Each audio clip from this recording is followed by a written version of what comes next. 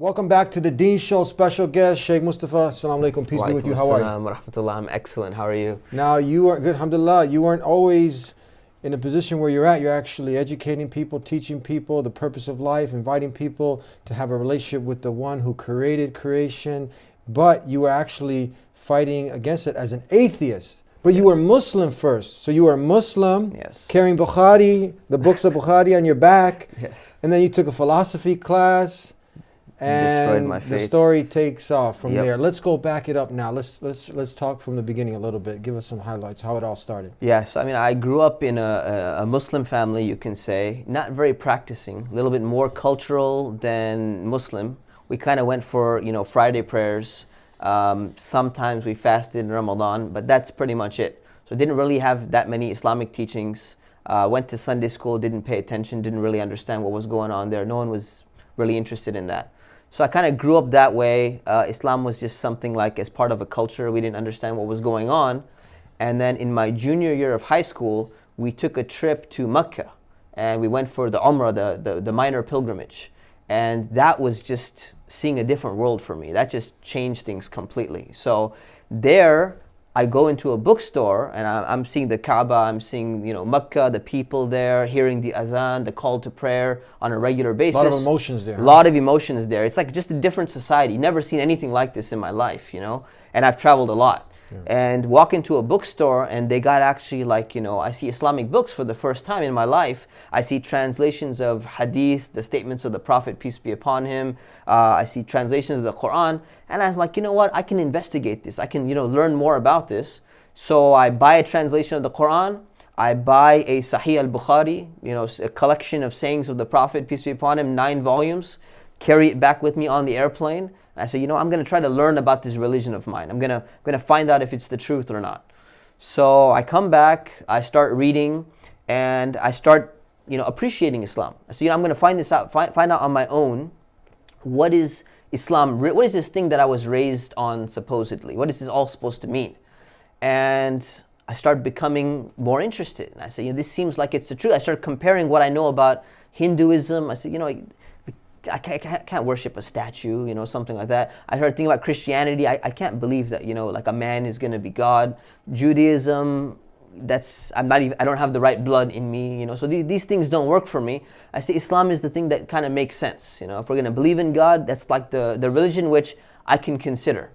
So I start getting more and more, learning about Islam on my own, reading the Quran, reading these books of hadith, and I start to have like an appreciation for Islam. Did you have a teacher? Did you have someone giving you some direction? So that was the issue. So I did not have a teacher. And one of the reasons why I didn't have a teacher is, everyone I had met, they seemed to be very more cultural than Islamic or Muslim.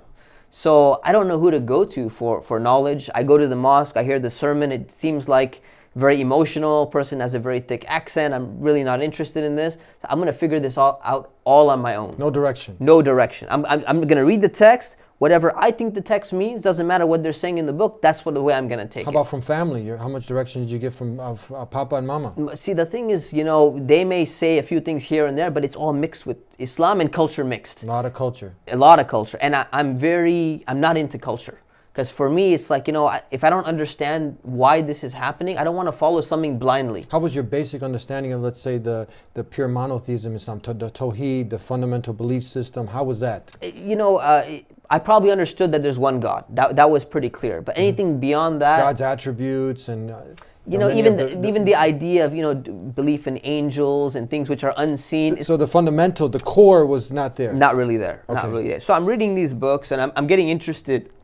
I'm learning more and I'm thinking, hey, this seems to make sense.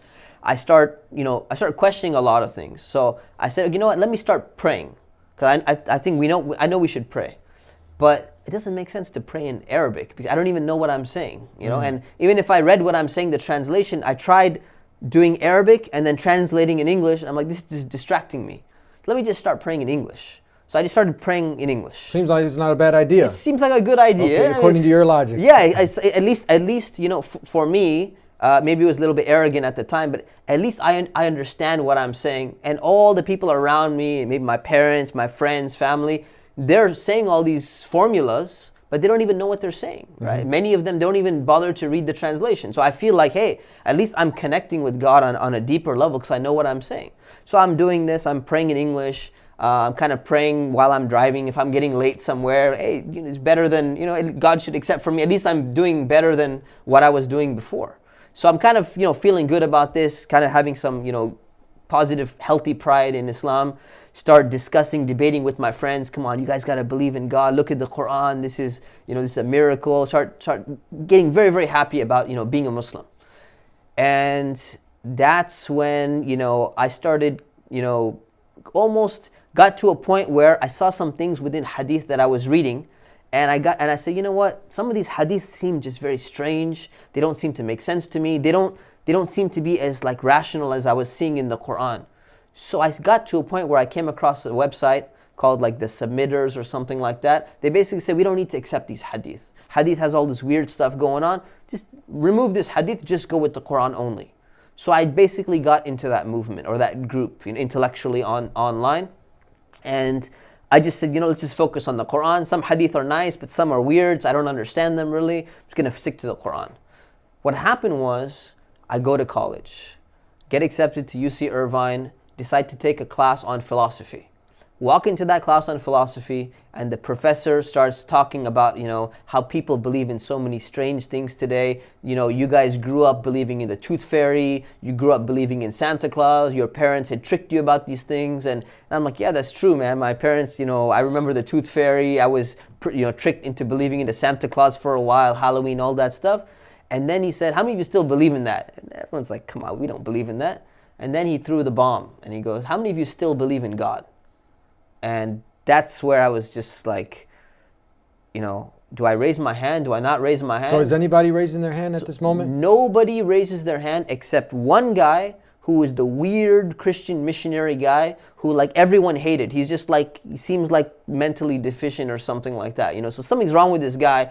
So I raise my hand. I'm like, okay, I believe in God, and it's just me and him and no one else in the class. And that was just like a moment for me. I'm like, am I like this guy?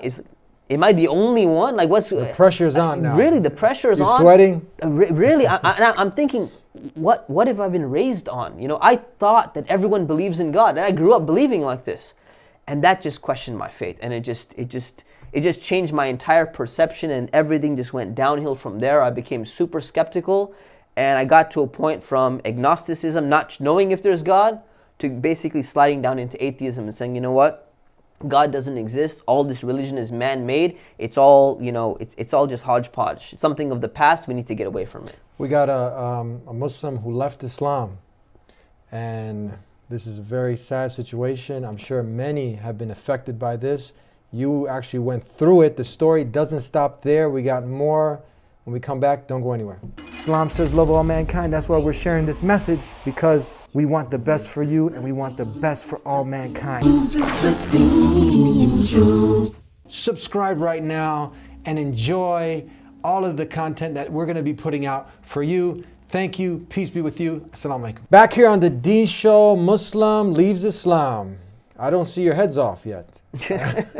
Not did anybody yet. come with a machete looking for you? No, they did not. Okay. Actually. Because now a lot of people, they try to use this now that, okay, you obviously, how did your family, did they know now that you had turned away from I didn't Islam? tell them openly, but I told them that, I'm not interested in praying. I'm not interested in going to the mosque. Don't even ask me to go on Friday anymore. It's obvious now. It's pretty obvious that this guy is far from the religion. Yeah. Now what happens? Okay, that's the moment. You go in, you're carrying Bukhari, the hadith on your back, but I asked you how was really your core understanding was kind of very weak, didn't have a bright teacher. Yeah. You walk into this philosophy class, you come in, to a gunfight with, a pencil. Yeah. And what after that? You left the class really just disenfranchised. You're lost now. Lost. Your faith is questioned and everything's going out the window. Yep. And then I started, that's when I kind of, got into a group of friends where I probably wouldn't have considered them when I was Muslim. So I started getting into this group of friends that are telling me, let's go to nightclubs, let's go to raves. Let's just party. Let's have fun. That seems fun, huh? It seems fun at the time. Yeah, you dunya know? opens up now. That's it. Now, you know, the shackles are coming off, and you know, when you're a freshman in college, it's like you're just dying to get out of, you know, the confines of your home. Your parents have always been kind of holding you back, saying it's for your own good. Now I'm in the dorms in college. Now I have, you know, some level of freedom, even though my parents are trying to, you know, spy on me from time to time. Is this guy, you know, is he crazy? Is he doing drugs? What's going on? Mm. So I start having fun, and I get or supposed fun, you know, and I get into the wrong group, start going to these clubs, start going to raves, and kind of strange, you know, like I'm not really believing, but I have like these, sometimes I feel like, you know, should I consider praying? Should I not consider praying? There's still some doubts going on. There's doubts about not being Muslim as well, like the way that there were doubts about being Muslim. Mm-hmm. So I'm kind of going down this road, and I get into street racing with the cars, basically. Mm-hmm. So Fast and Furious? Kind of like Fast and Furious, mm-hmm. basically. Inspired by all these movies, inspired by what's going around in my area. So I get with this group and we start street racing, and it's a very dangerous thing. In retrospect, I tell people, you don't realize what you're doing. You know, one mistake, you know, a pedestrian walking down the street, you could just hit someone, kill someone, and you don't even feel it. It's like a video game almost in front of you, you know. So I start street racing, and that's going on for a while. And one day I just get really upset with my parents. I get upset with just everything. I'm upset with life. I'm upset with the world. And I lost a lot of money that my parents had given me in the stock market that day. It was a Friday. The stock market crashes. I lose a ton of money. I'm stressed out. I'm mad at my parents. I got my... Would you say you're kind of a spoiled rich kid? Kind of a spoiled rich kid. Mm-hmm. That's just the reality. You know, I'm driving a Lexus IS 300 the same month that it came out. You know, it was a big deal when it came out. So that's pretty much what's happening. So I'm really upset, and I decide I'm running away from home. I've had it now. I need my absolute freedom. I don't even want to come home on the weekends anymore. I'm out of here. So I get my stuff. I have money in my bank account that my parents had given me. Everything's ready to go. Jump in the car, run away from home, never coming back again.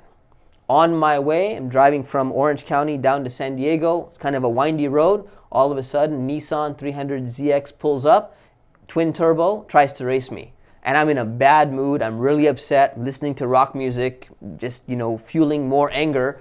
And I decide, you know what, that's it, man. I'm going to race this guy. So we race, and we're going really, really fast. And my car spins out of control.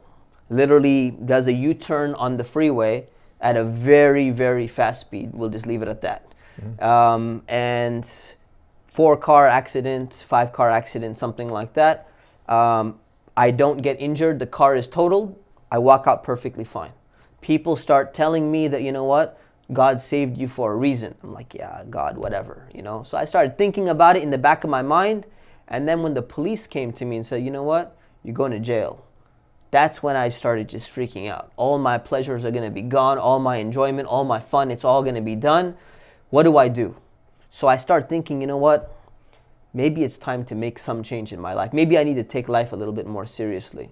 So my friends come back to me. It's like, come on, let's go. Let's just go to the rave, man. Just come back. Don't worry. Don't let one car accident, you know, get you down. We're going to go back into the same lifestyle that we had. You can always count on those good friends, right? Exactly, yeah. Exactly, you know. So there's that whispering coming, you know, they're trying to come to my room and everything. And I just decided, I don't want to see you guys. I just need to figure things out for myself, what's going on. And that's when I decided, you know what, after a while of struggling, I said, you know what, there's no one else to turn to. So when you have no one else to turn to and you don't even know what to do, that's when I started praying. And I said, you know what, God, I don't know if you exist. I don't even know if I really believe in you or not. But if you exist, show me that you exist, and show me why I'm here. If there's a purpose in life, show me that purpose. And before, I had asked that probably before, but I never put any effort into it. So this time what was different is there's more sincerity, because I'm saying, and I'm going to put the effort in to find you. So I'm going to search. I don't know where to search. I don't know what to do, but I'm going to put in my effort. You send me something. You throw me a little something so I can, you know, I can find you. So that's when I started saying, you know what, I don't want to do this. I'm not playing anymore. I'm going to be serious about life until I try to figure this out. I started going to the library. I start reading books on philosophy to overcome some of the things that I had learned in philosophy class. And reading books on Islam, reading books on Christianity. So I started reading different religions, reading more in detail about Islam, reading about philosophy. And reading all that kind of, helped me start to address some of the questions that I used to have, but I never got good answers to. But how is your heart at this moment? It's different than it was before because you have a desire to want to know. Yes. Instead of covering the truth. Exactly. You're open. I'm open now. And now I'm focusing because you know what? It's not about the worldly pleasures anymore. Now it's not about, I'm not going to sit there and say, I'll read one line, or if that doesn't make sense, I'm just going to go to a rave and just, not, just get rid of it. Yeah. That's the difference, So now the difference is I'm not going to waste my time. I'm going to give as much as I can in my life to focus on what needs to get done. And you had read some of the top atheist books. Yes. Where was your atheist now? I mean, seemed like it was abandoning you. Was it? Yeah. So what had happened? I had bought a book about critiques of God, the strongest arguments against God. And long time ago, I had bought it, and I'm like, yeah, I can respond to all this. So I'm like, okay, let me go. When I was still a Muslim, I'm like, you know what? I'm gonna show them that all this is wrong. And when I was reading it, oh man, this sounds very intellectual and very rational. I go to the mosque for Friday prayer. The guy seems very emotional. He seems to be getting upset. I said, this seems like I don't have any response to it, right? Now I still got that book on my shelf, but now I'm not just comparing these things for 10 minutes and then going and having fun. Now I'm gonna sit all day with this book, and I'm gonna go all day and I'm gonna look at what Islam says. If there's any answers about it, I'm really gonna sit there and reflect. I'm gonna keep on asking God for guidance.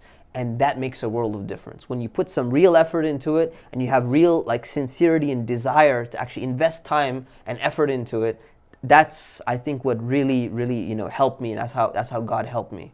Was that the innate nature? You know about that Oxford study with the 52 plus, the anthropology department in Oxford. They did a study saying that that belief is innate within people. Yes. Was it coming out now? Was the God hotspot in your brain? Was that now coming out from your heart, from your consciousness? Exactly. What happens? It was covered up. And it gets covered up by our desires, by our pleasures, and just running after these things. Now that I'm like, you know what?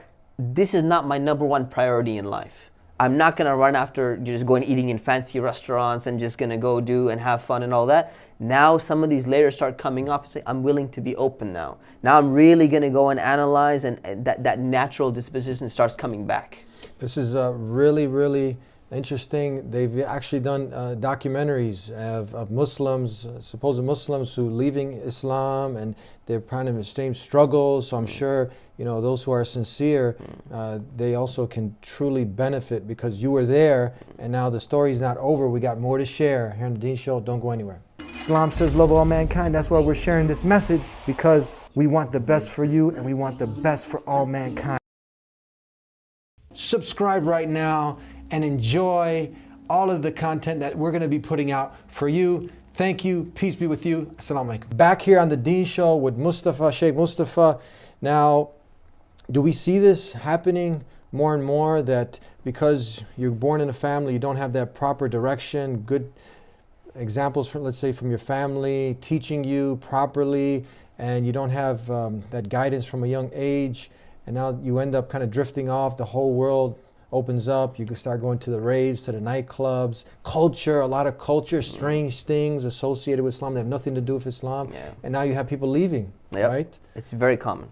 It's very, very common, and I encounter it on a regular basis. On a regular basis. So like, it's not that I'm alone. Almost everywhere I go, I see people who, literally, that's exactly how I was, and I see them asking the same kind of questions, and some of them are interested in having a further discussion, and others, they just go away from it. So I can see them going down the same path, and I don't know if someone had asked me back in the day that, hey, why don't you have a conversation or something like that, I might have ran away as well. So I don't know what would happen to me. So I can relate to people, and I can almost see exactly what they're going through. I'm not the only one who went through this. But now you came back, not just an average Muslim. I mean, you're actually an imam at a masjid, spiritual leader. You run the College of Islamic Studies. I mean, how can someone, before they get in a train wreck, car wreck, maybe die at an after party. Yeah. Who knows? Because Yeah. death is a reality and come at any time. Absolutely. Before they go through all this drama now, maybe end up nowhere. You Yeah. actually, you ended up somewhere, you know, figuring out the purpose of life, why you've been created, you know, on a path of goodness. How can someone, let's derive some good from this story now, Yeah, so people yeah. don't make the same mistake. Yeah. They can avoid all those, you know, pitfalls. Yeah, I mean, I tell people, you know, when I tell them my story, you know, I don't share it that often, but when I tell them my story, almost some people come up to me and they say, you know, I wish I had a similar story so that I could change. And I say, no, you don't want this story. You don't want a near-death experience. You don't, because you might actually die before you change. And you don't need to have an experience like this. You don't need to get into a car accident to change. This is a way, you know, some people, they have this and they don't change. Many people go through something similar and they just go right back into the same life that they went into. So there's no guarantee, and you don't need this type of experience to change. If you have a willingness, you have a sincerity, you have a desire that, you know what, you want to look into this more seriously. You realize that, you know what, it's worth just investigating and finding out, you know, what the truth is, why we've been created in the first place, so that you can figure out that, you know what, if there's an afterlife, if God is going to hold us accountable, if this is really a test, what can I do to prepare for that test to make sure that I pass it, you know? Mm-hmm. So people can wake up without these experiences. And what my advice to them would basically be is take life a little bit more seriously. You know, there's a lot of distractions. There's a lot of fun and games. There's going to be those friends who come, they try to grab you and say, come on, let's just go have fun. You know, you attend a class, maybe you benefit from a Friday sermon, you watch a YouTube video, and you're kind of like, yeah, you know, I'm gonna focus on this. I'm gonna be interested in this. And then all of a sudden someone goes, forget all that. Let's just go watch a movie, and you just forget all of it. This is something that we should be careful about. We really need to reflect upon, yeah, what can we do? How can we change ourselves? And the first step in changing yourself is with knowledge. Actually learning properly, well, what is the religion of Islam? What is the ultimate meaning behind these things? What is the meaning behind these rituals? Why are we doing these things? And go beyond all that and not get caught up into all these small things over here. What if someone says, look, you had the knowledge, you had Bukhari books on your back, and you still left? What do you say? The thing is, there was no foundation. And the key is to have a good Islamic foundation. Because what a foundation does, it contextualizes everything. I got Bukhari books in front of me, but I don't know how to interpret these statements that are in there. I don't even know exactly who Bukhari is. I don't know when he wrote this book. I don't know how we know that the Prophet, peace be upon him, actually said these things. So I just heard that, hey, this is authentic, but I don't have a deep foundation. I don't know how to interpret the Quran. If I read it, I don't understand, you know what, does this pronoun refer to us? Does it refer to something else? Who's this talking about? It talks about, you know, the Battle of Badr. It says, when the incident happened at Badr. What is Badr? Badr, if you don't have a context, you don't know any of these things, right? So it's very important to have a context and to have a very wide understanding, like an overview of what Islam is. So everything you read, it kind of fits into like a puzzle, and you see the entire thing in front of you. With that context, you understand Islam properly. What if someone says, we have atheists, same situation, maybe his friend got him to watch, and he says, come on, all you religious people, I got my Christian friend, he said, you know, he used to drink, do drugs, rape party, same thing, but he saw Jesus in a dream now, right, and he's a born again. What's the difference? Right, the difference is that you need, you know, people say, well, I had some personal experience or something like that. That could be a true experience, it can be a false experience, but there's got to be a way, if there is a God, and if, you know, if there's a real purpose in life, there's got to be an objective way of us being able to figure out what the truth is. And my response to him would be, you look around the world, you look at your own body, you look at everything out there, and you say, you know what, who created all these things? You start from the idea that there's a creator. You start from the idea that all of this didn't happen by random chance. The probability of it coming together and it happening is not very strong at all. You really got to have a leap of faith to believe in something like that all of this is just a product of chance. Once you establish belief in the Creator and that there is a God, now you need to learn about that God. Learn something about Him, and that's when you go and you look at the different scriptures, look at the different religions, and look at the core of what are these religions actually teaching. And when you come to Islam, you're going to find that it has that pristine message. It has that message which basically says that there's only one God. You should worship that one God, and that God, when He created people, He didn't just leave them in darkness to just kind of figure out things on their own, have fun. Maybe some of them will take it seriously. And he didn't leave it up to people to kind of wait to have some kind of spiritual experience where they're gonna, figure out on their own, okay, this is what God wants me to do, or he's communicating directly. He sent us guidance, and the guidance is in people who received revelation. We can objectively evaluate that revelation, read the Quran, see if this makes sense. Do the teachings make sense? We can read the life of the Prophet Muhammad, peace be upon him. We can see if did he have an ulterior motive? Could he have been a liar? Does he look like someone who would have made up something like this and undergo all the difficulties that he's coming with? So when we use our minds, we use our intellects, and our hearts are also, open to this, we will arrive at the reality and the conclusion that, this is something that makes sense. And that's really what a lot of people say when they look at Islam. They come from other religions, other backgrounds, and they're like, none of this really made sense. When you study Islam in a proper way, within its proper context, the thing that people always say, it just makes sense. It just makes sense. It just makes sense. It just makes sense. And tell us, we're out of time. In short, I've really benefited from the College of Islamic Studies. Yes. Tell us a little bit in short about this and how people can go ahead. This is a great place to start also now. Yes. So the College of Islamic Studies is really, it's a program where people can attend live, or they can actually take classes online. And this is designed, we have 18 or 19 different classes. It's designed to give you that foundation in Islam, so that you don't get lost like I did, so that you understand what the context is, and it prioritizes what Islamic studies are. Many people, they just pick up the Quran and start reading, or they pick up a hadith book, start reading, but they don't have any context behind that. And it's very important to have a context, beyond all that. So I would recommend everyone check out our website, which is collegeislam.com.